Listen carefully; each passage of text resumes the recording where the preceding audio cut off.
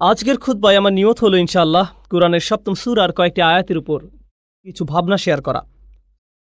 সূরাটি হলো সূরাতুল আরাফ। সূরাতুল আরাফের শুরুর দিকে আল্লাহ আযজা ওয়া জাল্লা আদম আলাইহিস সালামের ঘটনা তুলে ধরেন। এই ঘটনার কিছু কিছু বিবরণ কুরআনের বেশ কয়েক জায়গায় পাওয়া যায়, সর্বমোট 7 জায়গায়। প্রতিবার ঘটনার নতুন কিছু দিক তুলে ধরা হয়েছে। সুতরাং এটা ঘটনার পুনরাবৃত্তি নয়, বরং একই ঘটনার ভিন্ন ভিন্ন দৃষ্টিভঙ্গি। তাই সূরাতুল আরাফে ঘটনাটির নির্দিষ্ট একটি দৃষ্টিভঙ্গি বর্ণনা করা হয়েছে। এখান থেকে যে শিক্ষা আমরা লাভ করব তা একেবারেই অনন্য। এই শিক্ষা বাকারায় পাবেন না, পরের দিকের সূরা সফফাত বা অন্য কোনো সূরায় পাবেন না। এটা কোরআন অধ্যয়নের মূলনীতির অংশ। হয়তো কেউ বলতে পারেন, আমি তো নবীদের ঘটনা জানি, আমি ইতিমধ্যে আদম আলাইহিস সালামের ঘটনা জানি বা মূসা আলাইহিস সালামের ঘটনা প্রভৃতি জানি। প্রকৃতপক্ষে প্রতিবার আল্লাহ যখন কোনো ঘটনা বর্ণনা করেন, তিনি আসলে আপনাকে ভিন্ন ভিন্ন কিছু পাঠ শিক্ষা দিচ্ছেন এবং পৃথক পৃথক প্রজ্ঞা শিক্ষা দিচ্ছেন। আজকে আপনাদের জন্য সে প্রজ্ঞাগুলোর একটির উপর গুরুত্ব দেব, আর তা হলো শুরু থেকে আল্লাহ কিভাবে মানবজাতির সৃষ্টি নিয়ে কথা বলেছেন। খুতবার শুরুতে আমি আয়াতটি তিলাওয়াত করেছি। আল্লাহ আযজা ওয়া জাল্লা বলেন, ক্বাদ খালাকনাকুম, আমি তোমাদেরকে সৃষ্টি করেছি, সুম্মা সাওয়ারনাকুম, অধিকন্তু আমি শুধু তোমাদের সৃষ্টি করিনি, আমি তোমাদের রূপও দান করেছি। আকাশসমূহ এবং পৃথিবী সৃষ্টি করেছেন আল্লাহ, পর্বত সৃষ্টি করেছেন আল্লাহ, সৃষ্টি করেছেন অনিন্দ সুন্দর ঝর্ণাধারা, আল্লাহ সৃষ্টি করেছেন সম্প্রসারিত মহাবিশ্ব, আল্লাহ সৃষ্টি করেছেন ঝিকমিক করা তুষারকণা, বরফকণা। আল্লাহর সৃষ্টি সব কিছুতেই আছে মন করা সৌন্দর্য। আল্লাহ স্বাভাবিক বর্ণনা ভঙ্গির বাহিরে গিয়ে কোনো কিছুর সৌন্দর্য বর্ণনা করেন না, শুধু এটা বলেন যে তিনি অমুক জিনিস সৃষ্টি করেছেন। কিন্তু যখন আমাদের কথা আসে, তিনি বলেন তিনি শুধু আমাদের সৃষ্টি করেননি, অধিকন্তু তিনি আমাদের রূপ দান করেছেন, আমাদেরকে তিনি শৈল্পিক নিপুণতায় তৈরি করেছেন। রূপ দান করার ব্যাপারটা হলো আরবি ভাষায় তাসভির, অর্থ হলো ছবি। আরবিতে অবশ্য এর জন্য ব্যবহৃত শব্দ হলো সূরাহ, কিন্তু তাসভির মানে শৈল্পিক সৌন্দর্য দিয়ে কোনো কিছু রূপ দান করা। এখানে যে ব্যাপারটা বোঝানো হচ্ছে, এটা করা হয়েছে এক ধরনের শৈল্পিক চেতনা থেকে, প্রয়োজন থেকে করা হয়নি। যদি প্রয়োজন থেকে কিছু তৈরি করতে হতো, বাল খালাকতাহু, কিন্তু কোনো কিছু তৈরি করার পর যদি আপনি একে সাজাতে চান, নিখুঁত করতে চান, তখন পরবর্তী পদক্ষেপ নিয়ে আপনি এর তাসভির করেন, আপনি এর সুন্দর রূপ দান করেন। আল্লাহ আযজা ওয়া জাল্লা বর্ণনা করেন মানুষকে সুন্দর আকৃতি দান করা হয়েছে। কুরআনের অন্য স্থানে আল্লাহ এর মূল শব্দ হুসন ব্যবহার করেছেন। অতএব আল্লাহ আযজা ওয়া জাল্লা বলেন, লাকাদ খালাকনাল ইনসানা ফি আহসানি তাকওয়িম, সূরা ৩ এর বিখ্যাত আয়াত। অবশ্যই আমি মানুষকে সৃষ্টি করেছি সর্বোত্তম গঠনে, সুন্দরতম আকার আকৃতি দিয়ে। আল্লাহ আযজা ওয়া জাল্লা বলেন সূরা মুমিনে, খালাকাকুম ফা আহসানা সুওয়ারাকুম সাওয়ারাকুম ফা আহসানা সুওয়ারাকুম, আর তিনি তোমাদেরকে আকৃতি দিয়েছেন, অতঃপর তোমাদের আকৃতিকে সুন্দর করেছেন। তিনি এখানে পরবর্তী পদক্ষেপের কথা বলছেন, যা নিজেই সুন্দর। তিনি এর সাথে আরেক ধাপ সৌন্দর্য যোগ করলেন, কারণ আল্লাহ আযজা ওয়া জাল্লা কোরআনে বিশেষ মনোযোগ আকর্ষণ করেছেন মানুষের সৌন্দর্য এবং আকর্ষণীয়তার প্রতি। মানুষ আকর্ষণীয় এক সৃষ্টি, মানুষ আল্লাহর অনিন্দ সুন্দর এক সৃষ্টি, আর এটি মানব জাতির জন্য খুবই শক্তিশালী একটি দিক। বস্তুত আজকের বিশ্বে মানুষের সৌন্দর্যকে ঘিরে যে ইন্ডাস্ট্রি গড়ে উঠেছে, তার সবচেয়ে বেশি লাভজনক ইন্ডাস্ট্রির মাঝে অন্যতম। কসমেটিক ইন্ডাস্ট্রি থেকে শুরু করে ফ্যাশন ইন্ডাস্ট্রি, পোশাক শিল্প, ফিল্ম ইন্ডাস্ট্রি, সব কিছুতে সৌন্দর্যকে পুঁজি করে তারা ব্যবসা করে। কিসের ভিত্তিতে তারা অভিনেতা, অভিনেত্রী, মডেল ইত্যাদি নির্বাচন করে। এমনকি কিছু কিছু নোংরা শিল্পেও তারা এই ধারণাকে কাজে লাগায় যে মানুষ সহজাতভাবেই সুন্দর এবং নিজেরা অন্য মানুষের সৌন্দর্যের প্রতি আকর্ষিত। তারা এটাকে পুঁজি করে ব্যবসা করে এবং অগণিত টাকা পয়সা উপার্জন করে। অতএব এটি খুবই শক্তিশালী একটা জিনিস, যা আল্লাহ মানবজাতিকে দিয়ে অলঙ্কৃত করেছেন, নারী পুরুষ সবাইকে দিয়েছেন। এখন এটা বলার পর আমি আপনাদেরকে বলেছিলাম এই খুতবা আদম আলাইহিস সালামের ঘটনা নিয়ে। আমি মনে করি এখানে উপবিষ্ট সবাই ঘটনাটি জানেন, বা অন্তত এই ঘটনার কিছুটা বিস্তারিত বিবরণ আপনাদের সবার জানা আছে। জান্নাতে আমাদের পিতামাতাকে একমাত্র যে নির্দেশটি প্রদান করা হয়েছিল, এই গাছের নিকটেও যেও না, লা তাকরাবু হাযিহি শাজারা, তোমরা দুজনে এই গাছ থেকে দূরে থাকো। এটাই ছিল একমাত্র নির্দেশ। যদি কোরআনের টেক্সট ভালোভাবে খেয়াল না করেন, তাহলে আপনার মনে হবে শয়তানের লক্ষ্য ছিল আমাদের পিতামাতাকে ওই গাছের ফল আহার করানো, আমাদের পিতামাতাকে ওই গাছের ফল আহার করানো, এটাই ছিল তার লক্ষ্য। আল্লাহ আযজা ওয়া জাল্লা এটাকে শয়তানের লক্ষ্য হিসেবে বর্ণনা করেননি। এটা আমার আশা ছিল, আমি আশা করেছিলাম শয়তানের উদ্দেশ্য ছিল, আল্লাহ বলেছেন এই গাছের নিকটেও যেও না, আর শয়তানের লক্ষ্য হবে তাদেরকে গাছের নিকটবর্তী করা। সূরা বাকারায় আল্লাহ বলছেন, আযাল্লাহুমুশ শাইতান, শয়তান তাদের পদস্খলন ঘটালো, শয়তান তাদের উভয়ের দ্বারা সামান্য ভুল করালো। আমরা এখনো জানি না সে পদস্খলনটি আসলে কি, কিন্তু সূরাতুল আরাফে আল্লাহ শুধু আমাদের বলেননি শয়তান কি করেছে, আল্লাহ আমাদেরকে তার উদ্দেশ্যের কথাও বলেছেন। তো কেন সে তাদেরকে গাছের নিকটবর্তী করতে চেয়েছিল? গাছ থেকে নিষিদ্ধ ফল আহার করানোই কি তার লক্ষ্য ছিল, নাকি তার মাথায় আরও অন্য কোনো উদ্দেশ্য ছিল যা মানবজাতিকে ধ্বংস করে ছাড়বে?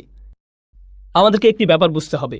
এমনকি দিন শেষে আদম আলাইহিসসালামকে একটি নির্দিষ্ট গাছ সম্পর্কে বলা হলো, এই গাছের ফল তোমার জন্য হারাম, এই গাছের ফল খাওয়া তোমার জন্য নিষিদ্ধ।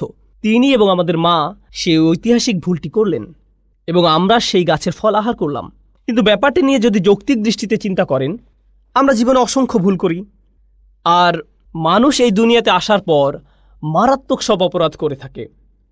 মানুষ খুন করে, ধর্ষণ করে, লুটতরাজ চালায়, ডাকাতি করে, চুরি করে, অন্য দেশে আক্রমণ চালায়, অন্য মানুষের সম্পদ দখল করে নেয়, অন্যদের প্রাপ্য অধিকার থেকে বঞ্চিত করে। এখন যদি এই সমস্ত অপরাধকে একটি গাছের ফল খাওয়ার অপরাধের সাথে তুলনা করেন, এটাকে তেমন কোনো বড় অপরাধ বলে মনে হবে না। এমনকি কোরআনেও আল্লাহ বলছেন, আযাল্লাহুমা, সে তাদের পদস্খলন ঘটালো, সে তাদের দ্বারা সামান্য ভুল করালো। আপনার মনে হতে পারে এটা তো মানবজাতির ইতিহাসের সবচেয়ে বড় ভুল, আর আল্লাহ আযজা ওয়া জাল্লা এর মাত্রা কমিয়ে একে সামান্য ভুল বলে আখ্যায়িত করলেন। কিন্তু শয়তান এখানে শুধু ফল খাওয়ার চেয়েও বড় কিছু দেখল, শুধু গাছের নিকটবর্তী হওয়ার চেয়েও সে এখানে বড় কিছু দেখল। তার ছিল খুব নির্দিষ্ট একটি উদ্দেশ্য। এই ব্যাপারটার উপরেই আজকে গুরুত্ব দিতে চাই। আমার খুতবার প্রথম অংশ এই অংশের সাথে সম্পর্কহীন মনে হতে পারে। প্রথম অংশে আমি বলেছি আল্লাহ মানুষকে খুব সুন্দর অবয়বে সৃষ্টি করেছেন, আকর্ষণীয় করে তৈরি করেছেন। এখন শুনুন আল্লাহ আযজা ওয়া জাল্লা শয়তানের মনের ভেতর থেকে কি বর্ণনা করছেন। ফাওয়াসওয়াসা লাহুমাশ শাইতান, শয়তান অবিরত তাদের কুমন্ত্রণা দিল এবং দূরে সরে গেল। ওয়াসওয়াসা মানে হামাসা ওয়া গাবা, সে তাদের কাছে যেত, কুমন্ত্রণা দিত এবং অদৃশ্য হয়ে যেত, এরপর আবার কুমন্ত্রণা দিত এবং আবার অদৃশ্য হয়ে যেত। ক্রমাগত কারো কাছে একই বার্তা বারবার প্রচার করা, যতক্ষণ না সে তা গ্রহণ করে নেয়। প্রোপাগান্ডা এভাবেই কাজ করে। আপনাদের কি মনে হয় কেন তারা একই অ্যাড বারবার প্রচার করে, যেন আপনার তা একেবারে মুখস্থ হয়ে যায়? যদি ওয়াসওয়াসা বারবার দেয়া না হয় তবে এটি আপনার চিন্তার অংশ হবে না। কোকের একটি বিজ্ঞাপন 10-15 বার দেখার পর হঠাৎ করে আপনার ইফতারিতে কোকের প্রয়োজন হয়। ভাবছেন কিরে, কোকের চিন্তা কোত্থেকে মাথায় এলো? তাহলে ওয়াসওয়াসা মানে মনের মধ্যে কোনো কিছুর ধারণা বারবার প্রবেশ করিয়ে দেয়া। এখন তার উদ্দেশ্য কি ছিল? আল্লাহ বলেন, লিয়ুবদিয়া লাহুমা মা উরিয়া আনহুমা মিন সাওআতিহিমা। তিনি এখানে গাছের কথা উল্লেখ করেনি। শয়তান তাদের বারবার কুমন্ত্রণা দিতে লাগলো। এই অংশটা মনোযোগ দিয়ে শুনুন। তাদের কুৎসিত অংশ থেকে যা ঢাকা ছিল, যাতে সে তাদের জন্য তা প্রকাশ করে দেয়, অর্থাৎ তাদের উলঙ্গ শরীর। এখন এই অংশটি বোঝা একটু কঠিন, কারণ ঠিক কয়েক মুহূর্ত আগে একই সূরার আরেকটি আয়াতে আল্লাহ বলেন তিনি আমাদেরকে কেমন করে সৃষ্টি করেছেন? সুন্দর রূপে। এখন আল্লাহ বলছেন শয়তান চেয়েছিল আমাদের পিতামাতা যেন কুৎসিত রূপে একে অপরের নিকট প্রকাশিত হয়ে পড়ে, অর্থাৎ উলঙ্গ অবস্থায়। সে চেয়েছিল তাদের নিকট থেকে তাদের জামা কাপড় খুলে ফেলতে। এটাই ছিল তার লক্ষ্য। এখানে দুটি প্রশ্ন দেখা দেয়। প্রথমত, আল্লাহ কেন বলেননি যে শয়তান তাদেরকে গাছের ফল আহার করাতে চেয়েছিল? আর দ্বিতীয়ত, হঠাৎ করে কেন যে শরীর আল্লাহ সুন্দর আকৃতিতে সৃষ্টি করেছেন এখন সেটা কুৎসিত? আল্লাহ কোন কারণে এই কথা বলছেন? এই সমস্যাটি মানবজাতিকে, বিশেষ করে ঈমানদারদের অবশ্যই বুঝতে হবে। আল্লাহ আযজা ওয়া জাল্লা এই শরীরকে সুন্দর করে সৃষ্টি করেছেন। প্রকৃতপক্ষে একজন পুরুষের কাছে সবচেয়ে আকর্ষণীয় বিষয় হলো একজন নারী। আল্লাহ আযজা ওয়া জাল্লা এই শরীরকে সুন্দর করে সৃষ্টি করেছেন। যুয়্যিনা লিন-নাসি হুব্বুশ শাহাওয়াতি মিনান নিসা, মানুষের কাছে সবচেয়ে বেশি সুশোভিত করা হয়েছে নারী। এটি খুবই প্রভাব বিস্তারকারী শক্তি। এটি এতই শক্তিশালী যে কোরআনে গাছটির জন্য যে ভাষা ব্যবহার করা হয়েছে সেই একই ভাষা ব্যভিচারের জন্য ব্যবহার করা হয়েছে। লা তাকরাবু হাযিহিশ শাজারা লা তাকরাবুজ জিনা লা তাকরাবুল ফাওয়াহিশ। ব্যভিচারের কাছেও যেও না, কোনো নারীর সাথে অবৈধ সম্পর্ক করার কাছেও যেও না, কোনো ধরনের নির্লজ্জতা এবং বেহায়াপনার ধারে কাছেও যেও না। অতএব এটি খুবই ভয়ঙ্কর। আর এটা এমন কিছু ঠিক গাছের নিকটবর্তী হওয়ার মতো, কাছে গেলেই এটা আপনাকে টেনে ধরবে। ভেবেছিলেন এটা তো শুধু দৃষ্টি বিনিময়, তাকে দেখে পছন্দ হয়ে গিয়েছিল, এরপর আবার তাকালেন, সে মুচকি হাসি দিল, আপনিও হাসলেন। এখান থেকে ধীরে ধীরে একটা চক্রের মধ্যে আটকে গেলেন। এরপর সবকিছু সীমার বাহিরে চলে গেল। কিছু বুঝে ওঠার আগেই এমন কিছুতে আটকে গেলেন, বুঝতেও পারছেন না কিভাবে বের হবেন। সুতরাং কাছে না যাওয়ার উপদেশটি উত্তম একটি উপদেশ, কারণ আপনি জানেন না কোথায় থামতে হবে। কিছু দূর অগ্রসর হওয়ার পর আর থামতে পারেন না। তো আল্লাহ আজ্জা জাল্লা বর্ণনা করেন, যখন মানুষ আল্লাহর অনুমোদিত পথের বাহিরে গিয়ে একে অন্যের নিকট লজ্জাস্থান প্রকাশ করে দেয়, এটাই তখন চূড়ান্ত কদর্যতা, এটাই তখন মানুষের চূড়ান্ত কুৎসিত রূপ। পুরুষ এবং নারীর সুন্দর একটি ভালোবাসার সম্পর্ক থাকার কথা। আল্লাহ আমাদের সুন্দর করে সৃষ্টি করেছেন যেন আমরা একে অন্যের প্রতি আকৃষ্ট হই। এরপর তিনি একটি ব্যবস্থাপনা তৈরি করলেন যার মাধ্যমে এই সম্পর্কটি বৈধতা পাবে। বিয়ের মাধ্যমে এই সম্পর্কটি বৈধতা পাবে। মানুষ যখন বিপরীত লিঙ্গের প্রতি আকর্ষণের কারণে এই সম্পর্কটি স্থাপন করতে চায়, কিন্তু এমন পন্থায় যা আল্লাহর নিকট অনুমোদিত নয়, তখন সে একই সম্পর্কটি যা সৌন্দর্যের কারণে তৈরি হয়েছিল, আকর্ষণের কারণে তৈরি হয়েছিল, সেই একই সম্পর্কটি তখন কুৎসিত রূপ ধারণ করে। আর এটা শুধু শারীরিক কদর্যতা নয়। কেউ এটা শোনার পর ভাবতে পারে, আমার একটা মেয়ে বন্ধু আছে, সে সুন্দর, আমি বুঝতে পারছি না কিভাবে সে কুৎসিত হয়ে গেল কুরআন নাজিল হওয়ার পর। আমি এটা নিয়ে কথা বলছি না।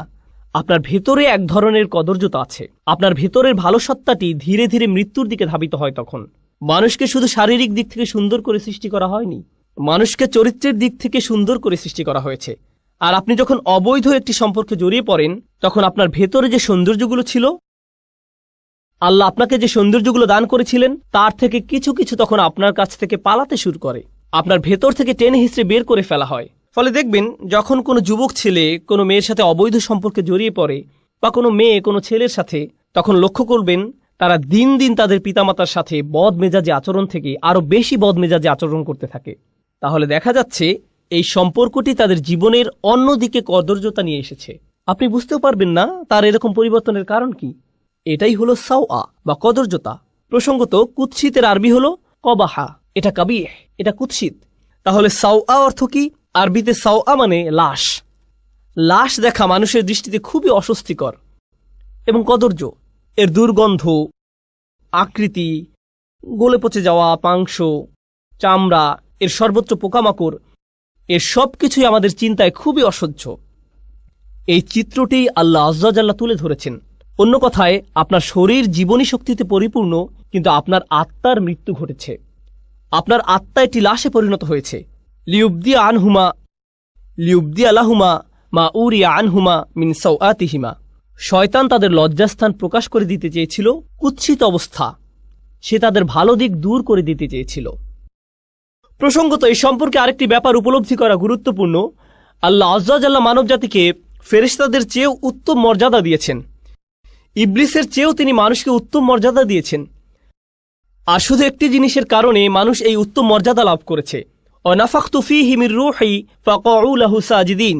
আল্লাহ যখন মানুষের ভেতরে রূহ ফুঁকে দিলেন, শরীরকে সুন্দর করে সৃষ্টি করা হয়েছে, কিন্তু যে রূহ আল্লাহ মানুষের ভেতরে ফুঁকে দিয়েছেন, যে আত্মা আল্লাহ আপনার ভেতরে ফুঁকে দিয়েছেন, যে ভালো গুণগুলো তিনি আপনাকে দিয়েছেন, সেটাই আপনাকে বেশি সৌন্দর্যমণ্ডিত করেছে আল্লাহর যে কোনো সৃষ্টির চেয়ে। সেটাই আপনাকে অন্যদের থেকে পৃথক করেছে। শয়তান এটা জানে, আর তাই সে মানুষের শারীরিক সৌন্দর্যকে কাজে লাগিয়ে তাদের আত্মিক সৌন্দর্যকে কুৎসিত করতে চাইবে। এটাই তার লক্ষ্য। এখন এটা বলার পর সে কিভাবে আমাদের পিতামাতাকে রাজি করালো, এটা লম্বা একটা ঘটনা। আমি তার একটি সংক্ষিপ্ত রূপ আপনাদের সামনে উপস্থাপন করছি। সংক্ষিপ্ত ভার্সনটি হলো, সে আদম এবং হাওয়া আলাইহিসসালামকে বলেছিল, শোনো, তোমাদের সৃষ্টি করা হয়েছে পৃথিবীর জন্য। ইন্নী জাইলুন ফিল আরদি খলিফা। আল্লাহর সিদ্ধান্ত হলো তোমাদের দুনিয়ার জন্য সৃষ্টি করা হয়েছে। তোমাদের জান্নাত থেকে দুনিয়াতে স্থানান্তর করা হবে যে কোনো মুহূর্তে। জান্নাত ছেড়ে পৃথিবীতে কে যেতে চায়? এখন শোনো, শুধু ফেরেশতারা এখানে থাকতে পারবে। সরি, তোমরা ফেরেশতা নও। অথবা তোমাদের জন্য আরেকটি উপায় আছে। যদি তোমরা জান্নাতের পার্মানেন্ট রেসিডেন্ট কার্ড বা গ্রিন কার্ড পেতে চাও, এটাই তোমাদের একমাত্র বিকল্প উপায়। অতএব ফেরেশতা হওয়ার একমাত্র উপায় হলো, বা জান্নাতের চিরস্থায়ী অধিবাসী হওয়ার একমাত্র উপায় হলো, তোমাদেরকে ওই গাছের ফল খেতে হবে। এটাই একমাত্র উপায়। তো সে বলল, আনতাকুনা মালাকাইনি আও তাকুনা মিনাল খালিদিন। এই গাছ থেকে আহার করো, হয় তোমরা ফেরেশতা হয়ে যাবে, নতুবা জান্নাতের চিরস্থায়ী অধিবাসী হয়ে যাবে। এজন্যই আমাদের পিতামাতা ভুলটি করেছিলেন। এখন এই ভুল করার পর কি ঘটল? আল্লাহ বর্ণনা করছেন, ফাদাল্লাহুমা বিগুরুর। এই আয়াতটি ভালোভাবে বোঝা খুবই গুরুত্বপূর্ণ। তিনি বলেন, সে তাদের পদস্খলিত করল ধীরে ধীরে। দাল্লাহুমা আরবি শব্দ দাল্লা এসেছে দালউন থেকে, যার অর্থ বালতি। আগের দিনে বালতি ব্যবহার করা হতো কূপ থেকে পানি তোলার কাজে। একটি বালতি দড়ি দিয়ে বেঁধে কূপের ভিতরে ফেলতো, তারপর টেনে টেনে তুলত। এর নাম হলো আদলা দালওয়াহু।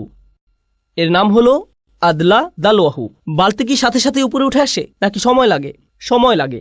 এটি একটি ধীর প্রক্রিয়া, আর প্রক্রিয়াটি যদি মাত্রাতিরিক্ত ধীর গতির হয় তখন আপনি আদলা দালওয়াহু বলেন না, বলেন দাল্লা দালওয়াহু। এটা অতিরিক্ত লম্বা সময় নেয়। শয়তানকে বর্ণনা করা হয়েছে সে তাড়াহুড়ো করে না, সে আপনাকে পথভ্রষ্ট করতে চায়, কিন্তু সে সময় নিয়ে ধীরে ধীরে করবে। সে আপনার কাছে আসে, আপনি বলেন আউযু বিল্লাহি মিনাশ শাইতানির রাজিম, সে তখন বলবে ওকে, আমি একটু পর আবার আসব, চিন্তা করো না, আমাদের হাতে সময় আছে। সে একটু পর আবার আসবে, এরপর আবার আসবে, এরপর আবার আসবে। আপনাকে অবিশ্বাসী বানানোর জন্য বা আপনাকে দিয়ে পাপ করানোর জন্য সে আপনার উপর প্রতিবার 1% করে কাজ করবে। আর এটা অনুধাবন করা খুবই গুরুত্বপূর্ণ। মনোবিজ্ঞানে তারা একটি বিশেষ বিষয় পরীক্ষা করে দেখে, এর নাম হলো স্লো বয়েল, ধীর গতির সিদ্ধ। তারা একটি ব্যাঙকে নিয়ে ফুটানো পানিতে ছেড়ে দেয়, এটি তখন সাথে সাথে লাফ দিয়ে বের হয়ে যায়। এরপর ব্যাঙটাকে নিয়ে স্বাভাবিক পানির একটি পাত্রে ছেড়ে দেয়, আর তারা পাত্রটির নিচে ধীরে ধীরে তাপ দিতে থাকে। এক সময় তাপমাত্রা তীব্র আকার ধারণ করে, কিন্তু ব্যাঙটা কখনোই লাফ দিয়ে বের হয় না, সেখানেই তার মৃত্যু ঘটে। সে এমনকি বুঝতেও পারে না যে তার তাপমাত্রা ধীরে ধীরে বৃদ্ধি পাচ্ছে। শয়তান আপনাকে দিয়ে হারাম কাজ তাৎক্ষণিক করাতে চায় না, কারণ আপনি বুঝতে পারেন এটা একটা ভুল। আপনি আল্লাহর আশ্রয় প্রার্থনা করেন, তো সে আপনার কাছে আসবে নির্দোষ সব বিষয় নিয়ে। আপনি তখন ভাববেন এতে আর কি সমস্যা, মানুষ এটাকে শুধু শুধু খারাপ মনে করে, কিন্তু আপনি বুঝতেও পারবেন না। এরপর সে আপনার কাছে এসে সামান্য একটু পদস্খলন ঘটাবে। আপনার আশেপাশের সবাই বলবে এটা করো না। আপনি তখন মুখ ঘুরিয়ে বলবেন এটা কি হারাম? আমি এমন কি করেছি? আমি কি কাউকে খুন করেছি? কি ভুল করেছি আমি? শয়তান ঠিক এই কাজটাই করে। দাল্লাহুমা বিগুরুর। সে আমাদের পিতামাতার সাথেও সব ধরনের প্রতারণার মাধ্যমে এই পদ্ধতি অবলম্বন করেছিল। ব্যাপারটা ইন্টারেস্টিং যে আরবিতে গুরুর মানে প্রতারণা, আবার এর দ্বারা অহংকার বোঝায়। সে মানুষের অহমিকা জাগিয়ে দেয়। মানুষ যখন ছোটখাটো ভুল করে আর কেউ সে ভুল ধরিয়ে দিলে বা স্মরণ করিয়ে দিলে, এটা স্বামী হোক বা স্ত্রী হোক, বাবা হোক বা মা হোক, কেউ ভুল ধরিয়ে দিলে সাথে সাথে সে মাগরুর হয়ে ওঠে, সাথে সাথে রাগান্বিত হয়ে ওঠে। না, কি বলছো তুমি? তুমি কে আমার ভুল ধরার? এভাবে তাদের ইগো ভালো হওয়ার পথ বন্ধ করে দেয়। যে সমস্যাটা শয়তানের নিজের ছিল, অহংকারের সমস্যা। যাই হোক, অনেক সময় ধরে চেষ্টা করার পর সে সফল হলো। সে আমাদের পিতামাতাকে মুহূর্তের মধ্যে গাছের কাছে নিয়ে যেতে পারেনি। সে তাদের কুমন্ত্রণা দিল, আর তারা সাথে সাথে বলে উঠল ভালো বুদ্ধি, ঠিক আছে চলো। না না না, এতে অনেক লম্বা সময় লেগেছিল তারা সেখানে যাওয়ার পূর্বে। অবশেষে তারা তাদের আদি ভুলটি করে ফেলল। আল্লাহ আযজা জাল্লা বলেন বাদাত লাহুমা সাওআতুহুমা। তাদের উলঙ্গতা, তাদের কদর্যতা প্রকাশিত হয়ে পড়ল। এটা পরস্পরের নিকট প্রকাশিত হয়ে গেল। তাদের জামা কাপড় খুলে গেল। এই কাজের ফলস্বরূপ তাদের কাপড় খুলে গেল। এটি আসলে কোরআনের শক্তিশালী একটি দার্শনিক প্রতীকী শিক্ষা। আমরা শুধু এর ভাবকে আক্ষরিক অর্থে গ্রহণ করি না, কিন্তু এর ভেতরে রয়েছে বহু প্রজ্ঞা। যখন মানবজাতি হারামের পথ অবলম্বন করে, হোক সেটা হারাম খাদ্য, হারাম উপার্জন, হারাম আচরণ, যখন আমরা সিদ্ধান্ত গ্রহণ করি যে আমরা আল্লাহর বিধান অমান্য করব, যখন আল্লাহ বলেন অমুক কাজ থেকে দূরে থাকো কিন্তু আপনি তার থেকে দূরে থাকেন না, তখন ধীরে ধীরে কিন্তু নিশ্চিত রূপে আপনি আপনার লজ্জাশীলতা হারিয়ে ফেলবেন। আপনি আপনার হায়া শরম হারিয়ে ফেলবেন। জিহ্বা দিয়ে নোংরা শব্দ বের হবে। এর উপর নিজের কোনো নিয়ন্ত্রণ থাকবে না। আপনি নির্লজ্জ হয়ে পড়বেন কথায়, নির্লজ্জ হয়ে পড়বেন দৃষ্টিতে, নির্লজ্জ হয়ে পড়বেন কাজের ক্ষেত্রে। এভাবে শুধু পতন হতে থাকবে। আর এই সব কিছুর শুরু হয়েছিল আপাত দৃষ্টিতে এর সাথে সম্পর্কহীন একটি ব্যাপার থেকে, আদম হওয়ার ক্ষেত্রে একটি গাছের ফল খাওয়া থেকে।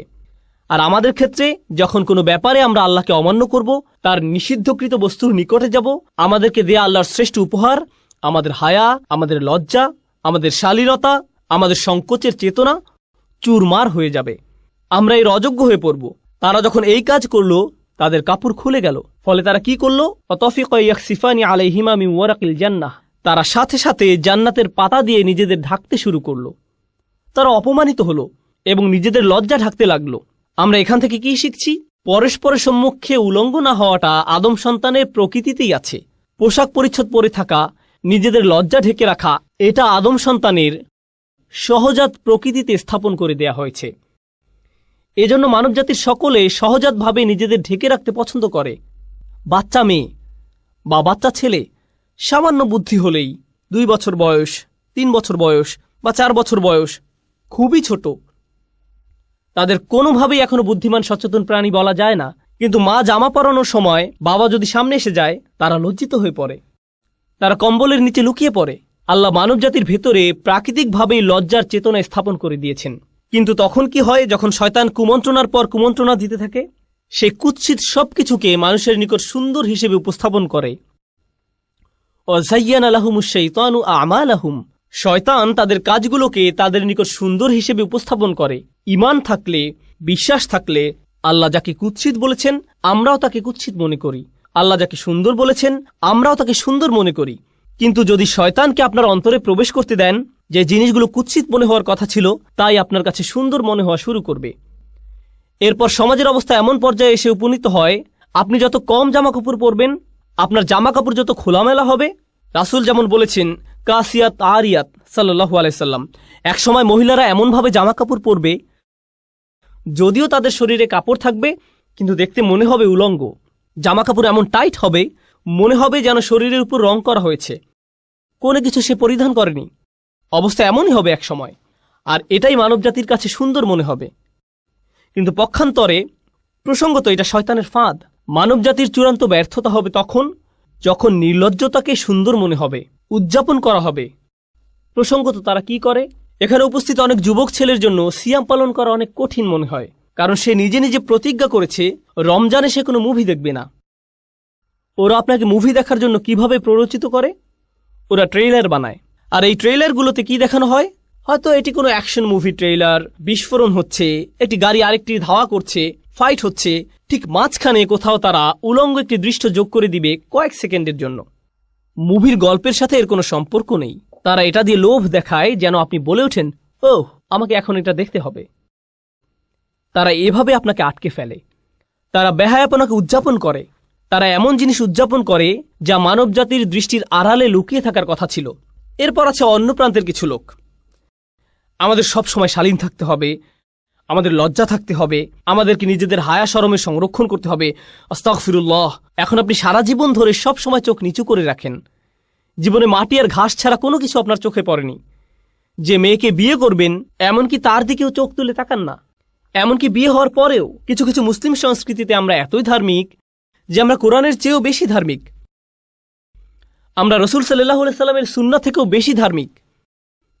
স্ত্রী সবসময় জিলবাব হিজাব পরে থাকে, এমনকি ঘরের ভেতরেও সে এমনকি তার স্বামীর জন্যও সাজে না, এমনকি তার স্বামীর জন্যও সুন্দর পোশাক পরে না। সে কখনো তার স্বামীকে নিজের দিকে আকৃষ্ট করার চেষ্টা করে না। যদি জিজ্ঞেস করেন কেন এমনটা করো না, সে বলবে আস্তাগফিরুল্লাহ আস্তাগফিরুল্লাহ। এটা আস্তাগফিরুল্লাহ নয়, তুমি যে স্বামীর কাছেও নিজেকে ঢেকে রাখো এটাই আস্তাগফিরুল্লাহ। কারণ নারী পুরুষের সম্পর্ক যদি সৌন্দর্যমণ্ডিত না হয়, হালাল সীমার ভেতরে সম্পর্ক যদি হালালের ভেতরে সুন্দর না হয়, তখন শয়তান পুরুষ মানুষটির অন্তরে কুমন্ত্রণা দেওয়ার সুযোগ পেয়ে যায়। সে বলবে তুমি যা চাচ্ছ তা বিয়ের সীমার বাহিরে পাবে। বুঝতে পারছেন? আল্লাহ আযজা ওয়া জাল্লা কোরআনে এই সুন্দর সম্পর্কের সংরক্ষণ করেছেন যেন বিয়ের ভেতরে সম্পর্কটা সুন্দর এবং রোমান্টিক থাকে। কিভাবে তিনি এটা করেছেন? আল্লাহ আযজা ওয়া জাল্লা একই সূরায় বলেন, তিনি বর্ণনা করেন, ইয়া বানি আদমা খুযু যিনাতাকুম ইনদা কুল্লি মসজিদ, হে বনি আদম তোমরা প্রত্যেক নামাজের সময় সাজসজ্জা পরিধান করে নাও। পরবর্তী আয়াতে তিনি বলেন, কুল মান হাররামা যিনাতাল্লাহ, বলো কে হারাম করেছে আল্লাহর সৌন্দর্য উপকরণ। এখান থেকে আমরা শিখতে পারি আল্লাহ এই সৌন্দর্য সবসময় ঢেকে রাখার কথা বলছেন না। আল্লাহ বলছেন এই সৌন্দর্য প্রদর্শন করার জন্য উপযুক্ত জায়গা আছে, এর জন্য উপযুক্ত পরিবেশ রয়েছে। তিনি আপনার এই সৌন্দর্যকে অস্বীকার করছেন না, তিনি এটা তৈরি করেছেন যেন আপনি এর প্রতি আকৃষ্ট হন, কিন্তু উপযুক্ত মাধ্যমে এটা পেতে হবে। এজন্যই তিনি এই সৌন্দর্য সৃষ্টি করেছেন। তাই তিনি বলছেন, ইউওয়ারি সাওআতিকুম ওয়ারিশান কদ আনজালনা আলাইকুম লিবাসান ইউওয়ারি সাওআতিকুম ওয়ারিশান। সুবহানাল্লাহ। আমি তোমাদের জন্য পোশাক অবতীর্ণ করেছি, আমি পোশাক নাজিল করেছি। আল্লাহ এই আয়াতে বলছেন পোশাকও কোরআনের মতো, ওহির মতো আল্লাহর নাজিলকৃত একটি উপহার। যেভাবে আমরা কোরআনকে সাজাই সেভাবে আমাদের সুন্দর পোশাক পরিধান করার কথা, শালীন কিন্তু সুন্দর পোশাক, যেন এটি আমাদের কদর্যতাকে ঢেকে রাখে। এরপর তিনি বলছেন ওয়ারিশান, পোশাক দিয়েছি তোমাদের শোভা বর্ধনের জন্য। প্রসঙ্গত আরবিতে রিশা এর শাব্দিক অর্থ হল পাখির পালক। পাখির পালক। ক্বাবলা রামি ইউরাশুস সাহাম, তীর নিক্ষেপ করার আগে তীরের মধ্যে পালক লাগিয়ে নাও। তো পালকের ব্যাপারটা হলো আগের দিনে মেয়েরা তাদের জামায় পালক লাগিয়ে সাজত। এখানে মূল ব্যাপারটা হলো সৌন্দর্যমণ্ডিত করা, শোভাবর্ধন। আল্লাহ আজ্জা ওয়া জাল্লা আসলে আমাদের গভীর প্রজ্ঞাপূর্ণ একটি ভারসাম্য দান করেছেন। আমাদের আজকের বিশ্ব, মার্কিন যুক্তরাষ্ট্র সহ আধুনিক বিশ্ব এবং মুসলিম বিশ্বের অধিকাংশ অঞ্চল যা ভ্রান্ত উপায়ে আধুনিক হচ্ছে, এগুলোর দিকে তাকালে আপনি কি দেখতে পান? আপনি দেখতে পান সুন্দর সুন্দর রাস্তাঘাট, আধুনিক সব দালান কোঠা, সরকার ব্যবস্থা, টেকনোলজি, ভালো ভালো কত কিছু ঘটছে। কিন্তু একটি ক্ষেত্রে মানবতা তার স্বকীয়তা হারিয়ে ফেলছে, আর তা হলো আমরা নির্লজ্জতা এবং বেহায়াপনা উদযাপন করছি। কিশোর ছেলেমেয়েরা বড়দের চেয়েও বেশি নোংরা শব্দ জানে। তারা স্কুলে পরস্পরের কাছ থেকে শিখছে। মোবাইল ডিভাইসের মাধ্যমে এমন সব জিনিসের দ্বার আপনার নিকট উন্মোচিত হচ্ছে যা আপনার আত্মাকে একেবারে ধ্বংস করে ছাড়বে। প্রতি মুহূর্ত, সব সময় এসব ছবি দ্বারা আক্রান্ত হচ্ছেন প্রতিনিয়ত, এসব শব্দ দ্বারা, এসব মেসেজ দ্বারা। একদিকে আমাদের নিজেদের রক্ষা করতে হবে। যে সৌন্দর্য আল্লাহ আমাদের ভেতরে দান করেছেন, সারা জীবনের জন্য তা ঢেকে রাখা সম্ভব নয়, এবং আশা করা যায় যে এটা আমাদের উপর কোনো প্রভাব ফেলবে না। এর জন্য দরকার উপযুক্ত একটি রাস্তা, উপযুক্ত একটি উপায় দরকার, অর্থপূর্ণ এবং উদ্দেশ্যপূর্ণ উপায়ে এর মুক্তি দরকার। আর তা হলো বিবাহ নামক প্রতিষ্ঠান। এটাই সেই প্রতিষ্ঠান। আল্লাহ আজ্জা ওয়া জাল্লা আমাদের খুব সুন্দর প্র্যাকটিক্যাল একটা ধর্মদান করেছেন। তিনি আমাদের থেকে সাধু সন্ন্যাসী হওয়া আশা করেন না। সাহাবারা রাদিয়াল্লাহু আনহুম আজমাইন তথা রাসূল সাল্লাল্লাহু আলাইহি সাল্লামের সঙ্গীদের ইসলামের পূর্বেও একটি জীবন ছিল, আর সে সময় তারা ঠিক এমন ছিলেন না যে আস্তাগফিরুল্লাহ ওইদিকে আপুরা আছেন। সে সময় তারা এমন জীবন পার করেননি। ইসলামের পূর্বে তাদের কারো কারো রোমান্টিক জীবন ছিল, কেউ কেউ এমনই ছিলেন। এমনকি ইসলাম গ্রহণ করার পরেও সেই জীবন থেকে বের হয়ে আসা তাদের জন্য কষ্টকর ছিল। একদিন এক সাহাবী রাসূল সাল্লাল্লাহু আলাইহি সাল্লামের কাছে এসে বললেন, ইয়া রাসূলুল্লাহ, আমি খুব দুঃখিত, আমি রাস্তায় এক মেয়েকে চুম্বন করে ফেলেছি। একজন সাহাবী এটা করেছেন রাস্তায়।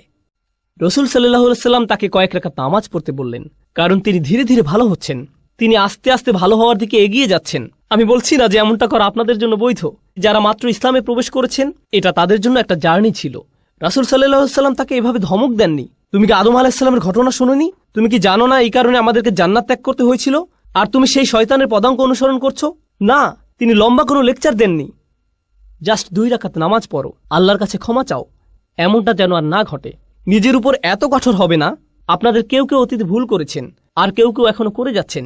আল্লাহর কাছে ফিরে আসার এটাই সেরা সময়। কয়েক রাকাত নামাজ পড়ে আল্লাহর কাছে শক্তি সামর্থ্য প্রার্থনা করুন, যেন আপনি সেই সম্পর্কগুলো থেকে বের হয়ে আসতে পারেন, যেন সেই আসক্তিগুলো থেকে বের হয়ে আসতে পারেন। অন্য কাউকে এই সম্পর্কে জানতে হবে না। আপনাকে আমার কাছে এসে বা অন্য কারো কাছে গিয়ে এই অপরাধগুলো স্বীকার করতে হবে না। আল্লাহ জানেন আপনি কিসের মধ্যে আটকে আছেন। আল্লাহ ইতিমধ্যে জানেন।